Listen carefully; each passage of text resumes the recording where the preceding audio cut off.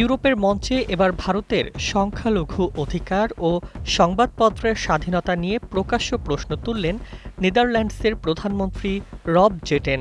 আর তার এই মন্তব্য ঘিরেই নতুন করে কূটনৈতিক উত্তেজনা তৈরি হয়েছে নয়াদিল্লি ও আমস্টারডামের মধ্যে। ভারতের প্রধানমন্ত্রী নরেন্দ্র মোদীর নেদারল্যান্ডস সফরের ঠিক আগ মুহূর্তে ডাচ সংবাদ মাধ্যম ডি ফোক্সক্রেন্টকে দেওয়া এক বক্তব্যে জেটেন বলেন, ভারতের সংবাদপত্রের স্বাধীনতা ও সংখ্যালঘুদের অধিকার নিয়ে আমরা উদ্বিগ্ন, বিশেষ করে মুসলিম সম্প্রদায় প্রচণ্ড চাপের মধ্যে রয়েছে। উন্নত প্রযুক্তি এবং অভিজ্ঞ চিকিৎসক দলের নিরলস প্রচেষ্টায় আমরা আছি আপনার পাশে। ডেল্টা হাসপাতাল। ডাচ প্রধানমন্ত্রীর এই মন্তব্য ভারত জুড়ে রাজনৈতিক আলোচনার ঝড় তোলে। তিনি আরও বলেন, ভারত এখনও সবার সমান অধিকার নিশ্চিত করা একটি অন্তর্ভুক্তিমূলক সমাজ হিসেবে টিকে আছে কিনা সেটি নিয়েও ইউরোপে প্রশ্ন তৈরি হয়েছে।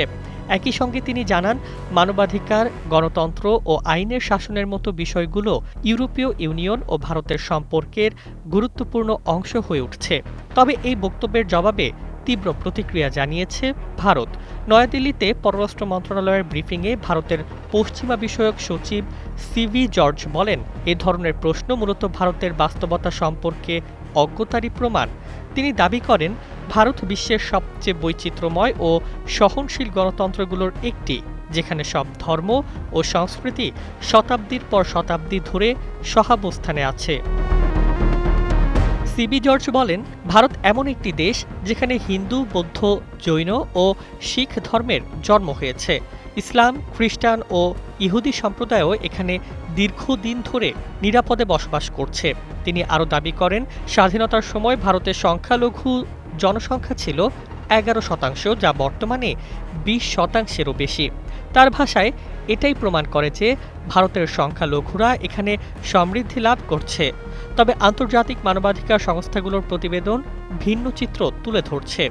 রিপোর্টার্স উইদাউট বর্ডার্সের সর্বশেষ সূচকে সংবাদপত্রের স্বাধীনতায় ভারতের অবস্থান নেমে এসেছে 157তম স্থানে। মানবাধিকার সংস্থাগুলো দীর্ঘদিন ধরেই মোদী সরকারের বিরুদ্ধে সাংবাদিক দমন, মত প্রকাশের স্বাধীনতায় হস্তক্ষেপ এবং মুসলিম সহ সংখ্যালঘুদের ওপর চাপ বৃদ্ধির অভিযোগ করে আসছে। এই বিতর্কের মাঝেই মোদীর নেদারল্যান্ডস সফরে অর্থনৈতিক ও কূটনৈতিক কিছু গুরুত্বপূর্ণ চুক্তিও হয়েছে।